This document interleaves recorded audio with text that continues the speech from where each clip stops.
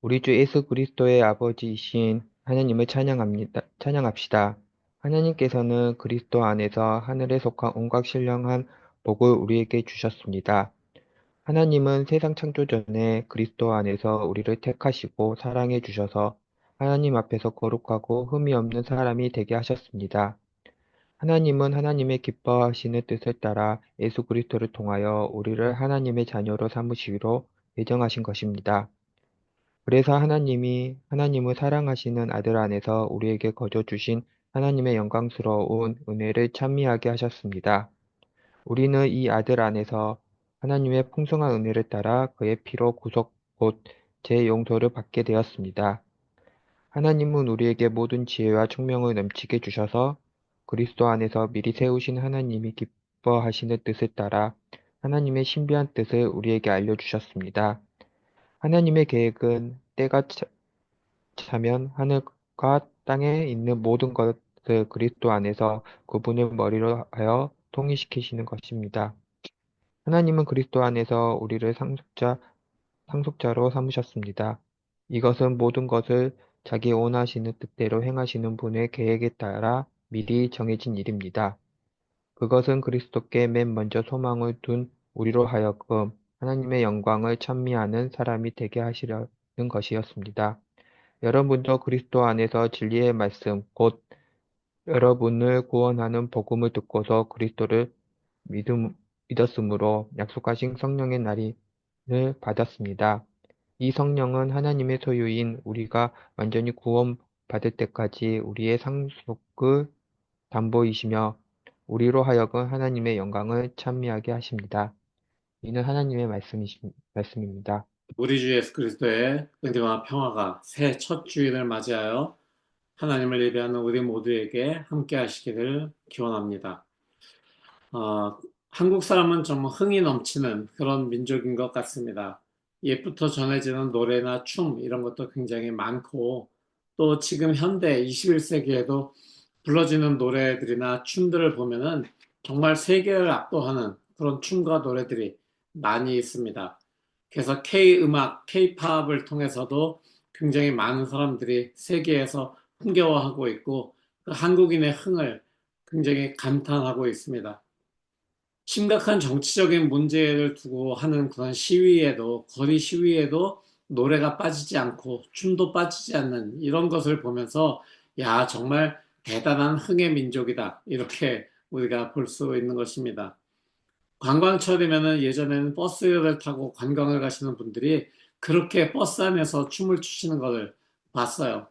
그 차를 타고 고속도로를 달리는 그 와중에도 또 시골길을 달리는 와중에도 자리에 앉아 있는 사람은 버스를 운전하는 사람 한 사람만 앉아 있고 나머지 사람들은 다 일어나서 춤을 추고 노래하고 하는 것을 보게 되었습니다.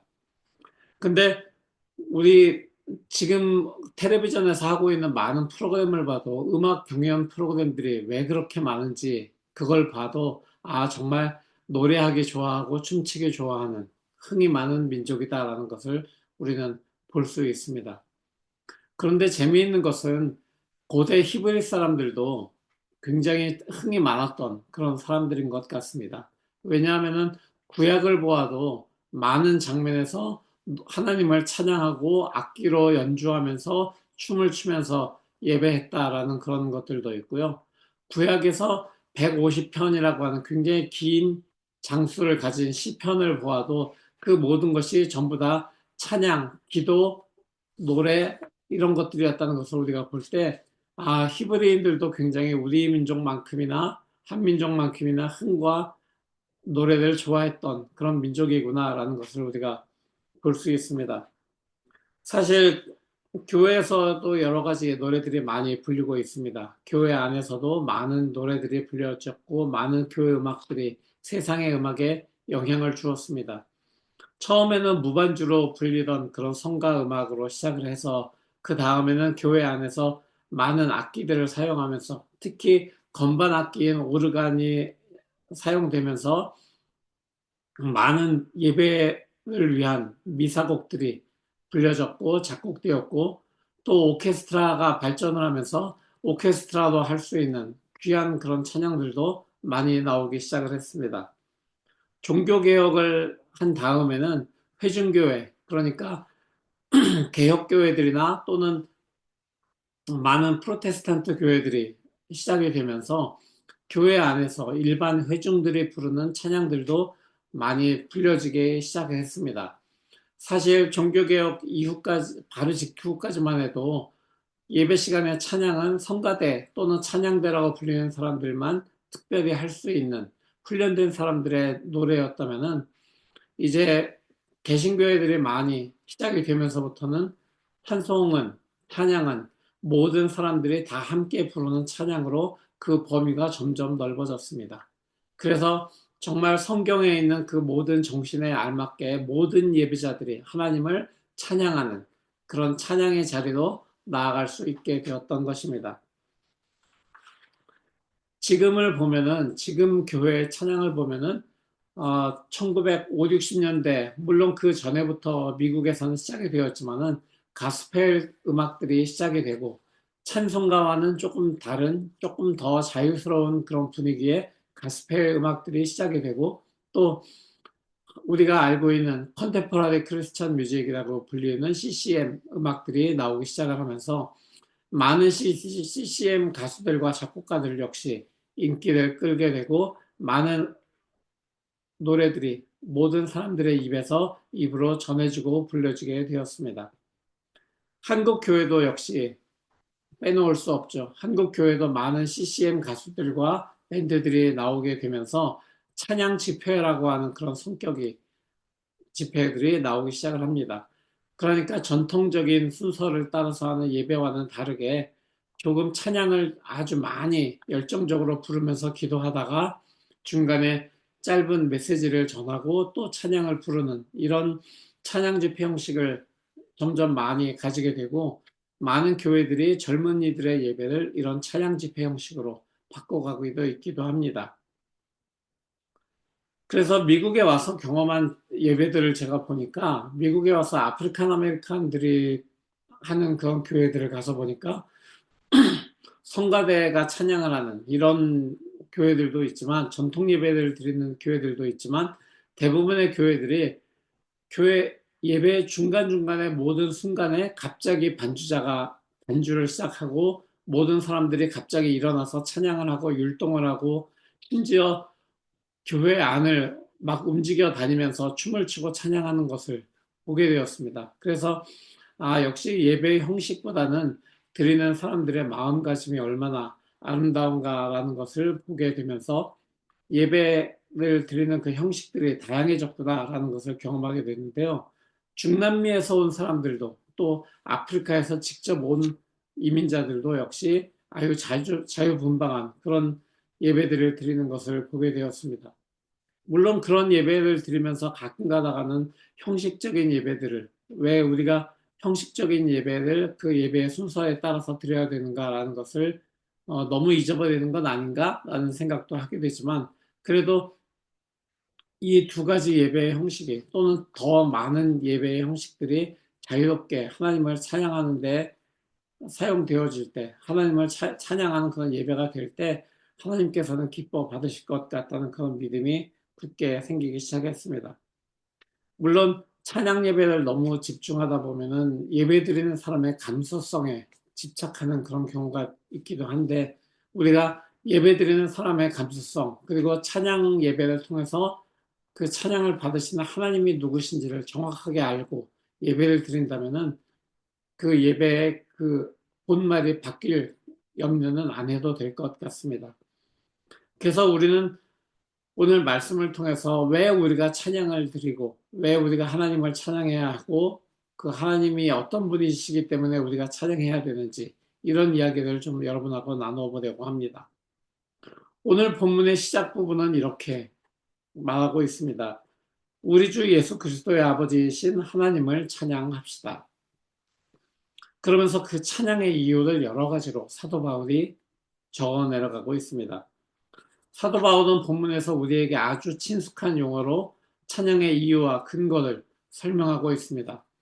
하나님께서 우리에게 하늘에 속한 온갖 신령한 복을 주셨기 때문이다 라고 우선 이야기하고 있는데요. 바울의 설명은 굉장히 단순하고 명백합니다. 하나님께서 복을 주셨으니까 그 하나님을 찬양하는 건 마땅하다라는 이야기입니다. 이 사실에 동의하지 않는 기독교인은 없죠. 근데 여기서 말하는 복이 뭐냐라는 게 문제입니다. 이 복의 실체가 뭐냐라는 것을 우리가 충분히 알지 못하거나 때로는 오해하는 것 때문에 우리에게 복을 주시는 하나님을 찬양한다라는 이야기 자체도 오해할 때가 있는 것입니다. 여기에서 사도 바울은 온갖 신령한 복이라고 하는 말을 쓰고 있습니다. 복이 무엇일까요? 부자가 되고 또는 불치병이 낫고 모든 식구들이 건강하게 지내고 좋은 학교에 철석철석 붙고 이런 것이 복이라고 하면은 무언지 이렇게 눈에 쉽게 보일 것 같지만 사실 그런 복들은 세상적인 복이라고 우리가 이야기할 수 있다면은 온갖 신령한 복은 무언가 추상적으로 보입니다. 신령하다라는 그 단어 자체가 가지고 있는 것이 무언가 좀 추상적이기 때문입니다. 그런데 바울은 신령한 복에 대해서 이야기하면서 그리스도 안에서라고 하는 단어를 그 앞에 쓰고 있고 또 하늘에 속한이라고 하는 단어 또한 쓰고 있습니다. 먼저 하늘에 속한이라는 단어를 연결해서 하늘에 속한 복이라고 우리가 이야기해 보고 싶습니다. 우리가 생각하는 복은 그냥 몸이 건강하고 모든 일들에 어려움을 당하지 않고 오래 살고 또 자녀들이 잘 되고 이런 것이라고 생각하지만 이런 것은 우리가 세상에서도 볼 수 있는 그런 땅의 복이라고 구분할 수가 있습니다. 우리가 매일매일 살아가는 곳이 땅이기 때문에 세상에서 이런 복을 누리는 것 물론 중요합니다. 하지만 우리가 지금 이 복을 이야기하면서 그냥 예수 믿고 천국 가세요 또는 그냥 이런 것처럼 앞뒤 없는 복을 이야기하고 있는 것은 아닙니다. 오늘 본문에서 사도 바울이 말하고 있는 하늘, 그러니까 하늘에 속한 복이라고 하는 그 의미는 이 땅에 살아가는 사람들이 전적으로 의존해야 될 궁극적인 세계에 대한 이야기를 하고 있는 것입니다. 그렇다고 이 세상과 완전히 구별되어 있는 그런 이야기를 하고 있는 것은 또 아니죠. 사도 바울이 이야기하고 있는 이 하늘은 세상에서 살아가는 우리가 가진 삶의 가치관, 그리고 세상을 바라보는 우리의 세계관의 기준을 이야기합니다. 다른 말로 표현한다면 우리의 삶의 이상이 무엇인가, 삶의 이상을 어디에 두고 있는가, 라고 하는 것을 이야기하는 거죠. 많은 역사 속의 철학자들은 이 삶의 이상을 찾기 위해서 연구를 거듭했고, 그래서 이 삶의 이상에 대해서 이데아 또는 도와 같은 그런 단어로 표현하기도 했습니다. 하지만 사도 바울은 하늘에 속한이라고 하는 이 단어로 지금 표현하고 있는 것입니다. 하늘에 속한 우리가 누리는 온갖 신령한 복. 그럼 결국 이것이 구체적으로 어떤 것일까요? 사도 바울은 그 앞에 그래서 그리스도 안에서라고 하는 단어를 하나 더 붙여놓은 겁니다. 그리스도 안에서 하늘에 속한 온갖 신령한 복. 오늘 본문을 여러분들이 들어보셨지만은 가장 많이 반복된 단어가 그리스도 안에서라고 하는 단어입니다. 왜 사도 바울이 이렇게 그리스도 안에서라고 하는 말을 계속해서 반복하고 있는 것일까요? 사도 바울이 말하는 이 그리스도 안에서라고 하는 것은 오늘 본문에서도 거의 9번 정도가 나옵니다. 그런데 다른 서신서에도 보면 굉장히 많이 등장을 합니다. 바울은 하나님이 우리에게 하늘에 속한 온갖 신령한 복을 주셨는데 이것이 엔 크리스토, 그러니까 그리스도 안에서 주어졌다라고 이야기하는 것입니다. 그러면서 그리스도 안에서라고 하는 표현의 의미를 우리에게 설명을 해주기 시작합니다. 바로 우리가 그리스도 안에서라고 하는 이 의미를 알게 되면은 왜 하나님을 찬양해야 하는지 그 이유로 바로 연결이 됩니다. 첫째로 하나님은 하나님의 기뻐하시는 뜻을 따라 예수 그리스도를 통하여 우리를 하나님의 자녀로 삼으시기로 예정하셨다라고 지금 사도 바울은 이야기합니다.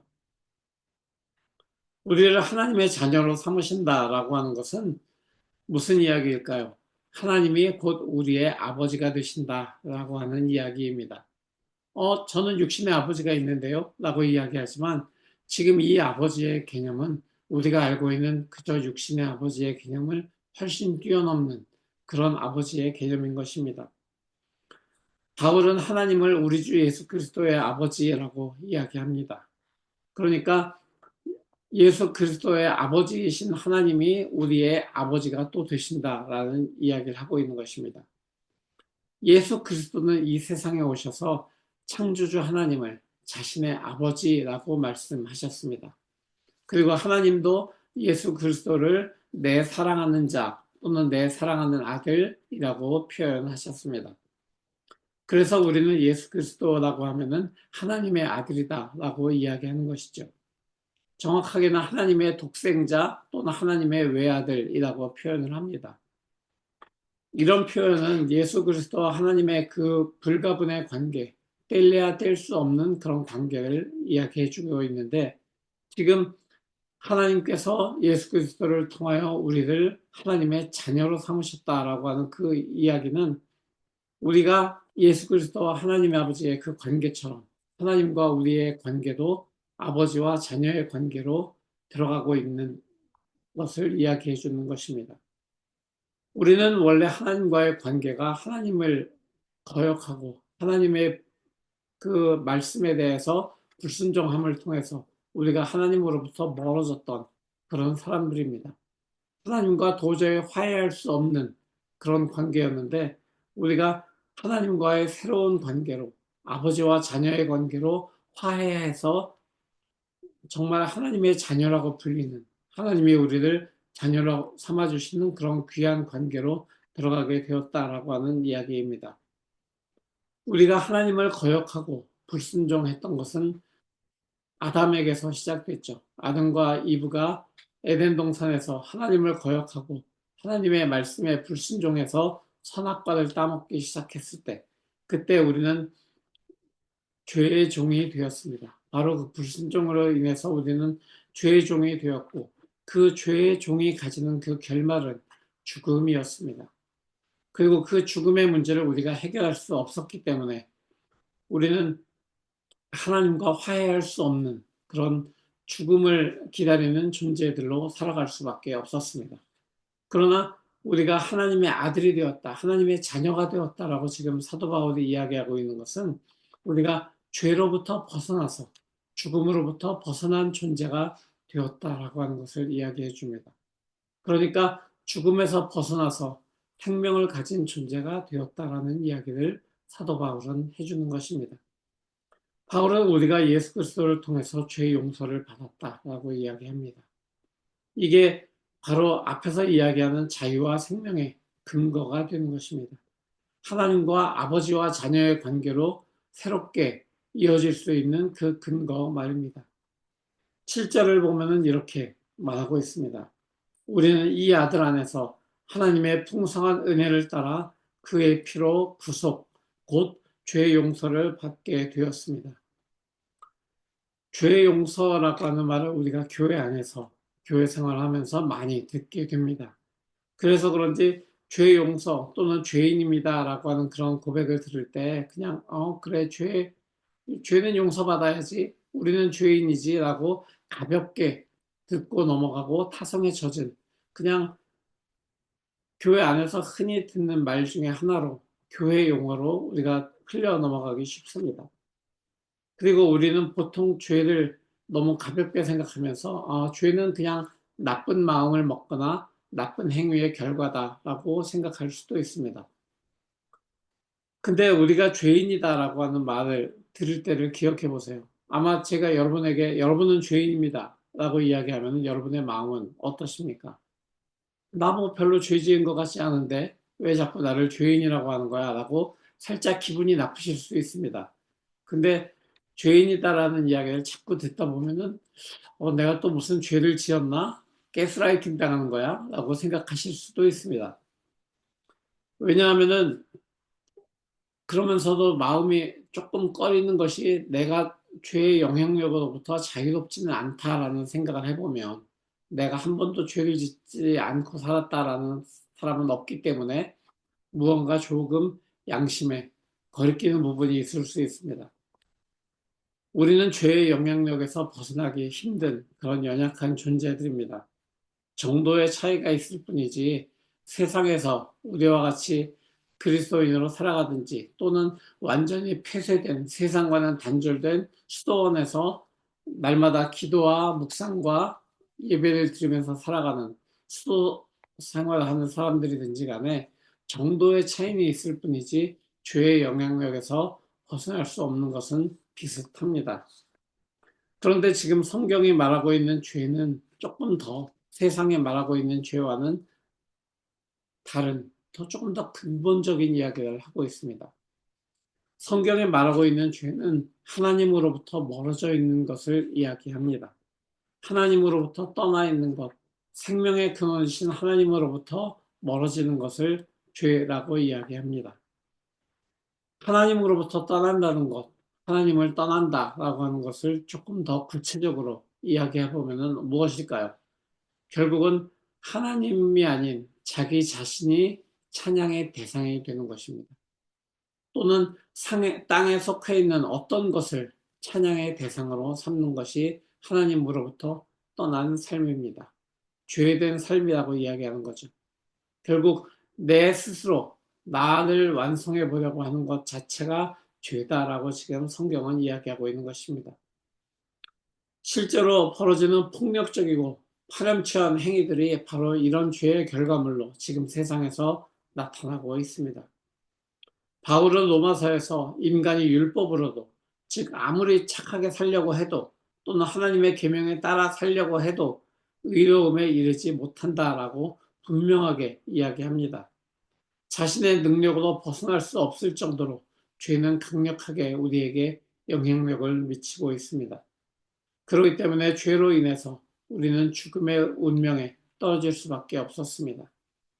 그런데 예수 그리스도의 피로 구속, 곧 죄의 용서를 받았다라고 지금 사도 바울이 이야기하는 것은 우리가 예수 그리스도를 통해서 죽음의 힘으로부터 자유로워졌다, 해방되었다라고 하는 이야기인 것입니다.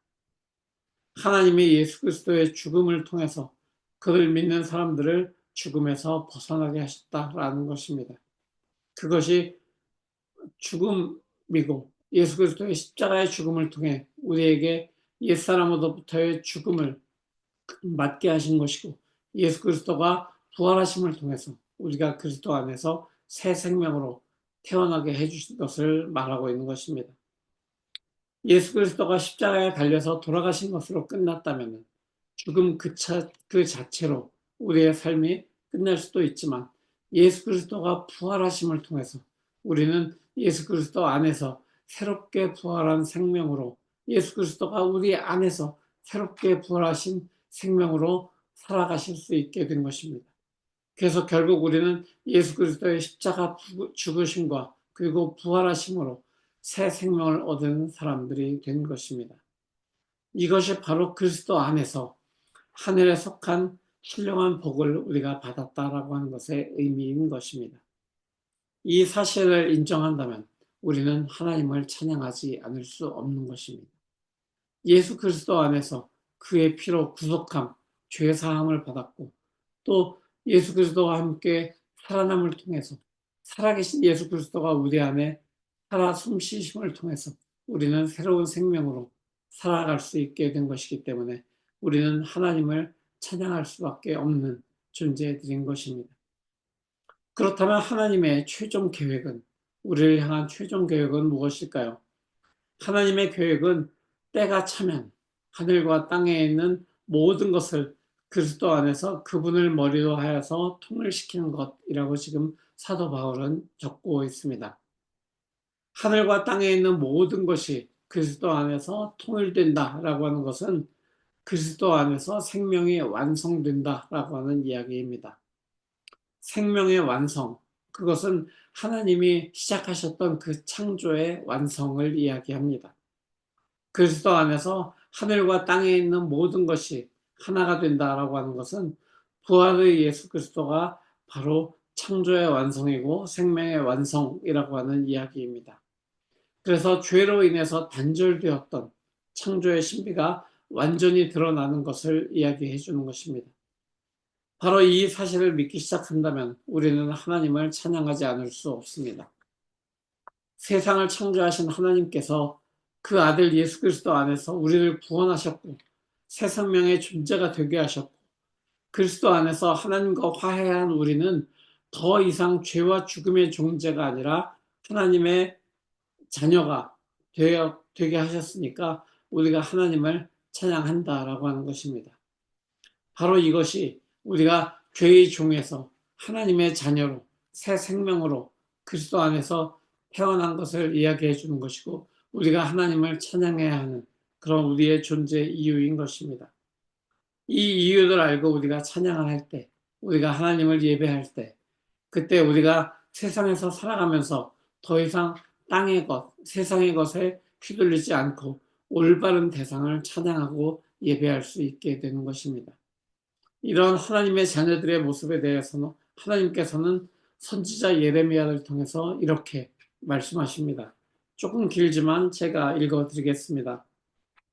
참으로 나 주가 말한다. 너희는 기쁨으로 야곱에게 환호하고 세계 만민의 머리가 된 이스라엘에게 환성을 올려라. 주님, 주님의 백성을 구원해 주십시오. 이스라엘의 남은 자를 구원해 주십시오. 이렇게 선포하고 찬양하여라. 내가 그들을 북녘 땅에서 데리고 오겠으며 땅의 맨 끝에서 모아오겠다. 그들 가운데는 눈먼 사람과 다리를 저는 사람도 있고 임신한 여인과 해산한 여인도 있을 것이다. 그들이 큰 무리를 이루어 이곳으로 돌아올 것이다. 그들이 눈물을 흘리면서 돌아올 것이며 그들이 간구할 때에 내가 그들을 인도하겠다. 그들이 넘어지지 않게 평탄한 길로 인도하여 물이 많은 시냇가로 가게 하겠다. 나는 이스라엘의 아버지이고 에브라임은 나의 맏아들이기 때문이다. 하나님께서는 예레미야를 통해서 이렇게 말씀하시면서 많은 사람들이 하나님의 자녀로 그리스도 안에서 회복된 새로운 존재로 새 생명을 누리면서 살아갈 수 있게 하시겠다라고 분명히 이렇게 약속하고 계십니다. 예수 그리스도 안에서 이렇게 새 생명으로 우리가 살아갈 수 있는 존재로 살아간다고 하는 것은 우리가 분명히 그리스도를 믿었기 때문에 우리 안에서 살아서 역사하시는 성령께서 우리 안에서 역사하시면서 계속 우리에게 이 사실을 깨우치시기 때문에 가능한 것입니다. 우리는 예수 그리스도를 우리의 구주로 고백하는 순간에 성령이 우리 안에 들어오셨고 성령 세례를 받고 성령의 인치심을 받은 존재가 되는 것입니다. 그렇기 때문에 우리는 하나님의 소유인 백성으로 하나님의 자녀로 성령의 인도하심을 받아서 완전함을 이루어 나가는 주님의 백성들이 되는 것입니다. 그래서 우리가 완전함을 완성할 때까지 그리스도 안에서 완성되는 새로운 존재로 지어질 때까지 계속해서 우리의 상속의 담보이신 성령께서 우리를 이끌어 주실 것이고 우리로 하여금 하나님의 영광을 계속해서 찬미하게 하실 것입니다. 하나님의 아들 예수 그리스도가 바로 우리를 구원해 주셨고 바로 그 구원을 통해서 우리가 새로운 생명의 존재가 되었다는 것. 바로 이것이 우리가 하나님을 찬양할 이유이고 지금도 우리 안에서 역사하시는 성령을 따라 우리가 하나님을 예배해야 되는 이유가 있는 것입니다. 바로 이것이 오늘 우리가 함께 모여서 하나님을 예배하는 것이고 하나님을 찬양하는 공동체로 살아나가는 것이고 바로 우리의 삶의 궁극적인 목적인 찬양과 예배의 이유가 되는 것입니다. 오늘도 이 말씀을 품고 하나님을 예배하고 하나님을 찬양하고 우리의 삶의 모든 순간에 하나님만을 찬양하고 하나님만을 예배하는 그런 우리 모두가 되시기를 2025년 새해를 시작하는 첫 주일에 여러분에게 권면 드리고 바로 그런 우리 공동체가 될 것을 예수 그리스도의 이름으로 축원합니다. 아멘. 오늘 이 말씀을 가지고 우리가 잠시 기도하며 나아가겠습니다. 주님 우리에게 주님의 말씀을 주셨으니 이제 이 말씀을 따라서 우리가 하나님을 찬양하는 사람들로 우리가 하나님을 예배하는 사람들로 계속해서 살아갈 수 있도록 우리 안에서 역사하여 주십시오. 이렇게 기도하며 나가겠습니다. 다 같이 기도합니다. 우리에게 새 생명을 주시고 주님을 찬양하고 주님을 예배할 수 있게 하신 놀라우신 하나님의 은혜를 찬양과 감사드립니다. 이제 우리를 주님의 자녀로 불러주셨고 예수 그리스도 안에서 새 생명으로 살아갈 수 있고 또 그 새 생명을 가지고 주님을 계속 찬양하고 예배할 수 있게 하셨으니 바로 그 구원의 은총을 감사로 찬양으로 예배로 올리는 우리 모두가 될 수 있도록 주님 우리 안에서 임재하시고 역사하여 주시옵소서. 주님의 이름을 높이고 주님을 찬양하는 우리 모두의 삶이 될 수 있도록 주님 우리에게 은혜를 부어주시고 바로 주님의 우리에게 부어주신 그 은혜를 계속해서 감사하며 살아나가는 우리 모두가 될 수 있도록 우리 제자 공동체 한 사람 한 사람 될 수 있도록 주님 우리를 이끄시고 우리 안에서 역사하여 주시옵소서. 우리 안에서 역사하시고 우리 입술의 찬양을 끊이게 하지 않는 그런 귀한 주님, 바로 그 주님을 바라고 나아가는 우리가 될 수 있기를 원합니다. 우리의 영원하신 구세주 예수 그리스도의 이름으로 간절히 기도합니다. 아멘. 사랑 많으신 주님, 귀한 주님의 은혜 가운데서 날씨는 굳지만 우리가 각자의 처소에서 함께 얼굴을 대면하며 또 예배를 드렸습니다. 주님, 우리의 모든 삶의 순간들이 주님을 찬양하고 주님을 예배하는 귀한 주님의 자녀들로 살아갈 수 있도록 은혜 부어주시고 성령으로 임재하여 주시옵소서.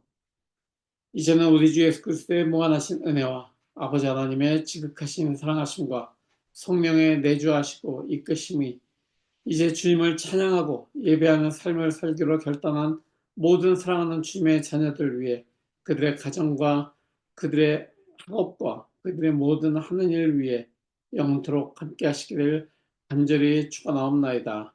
아멘.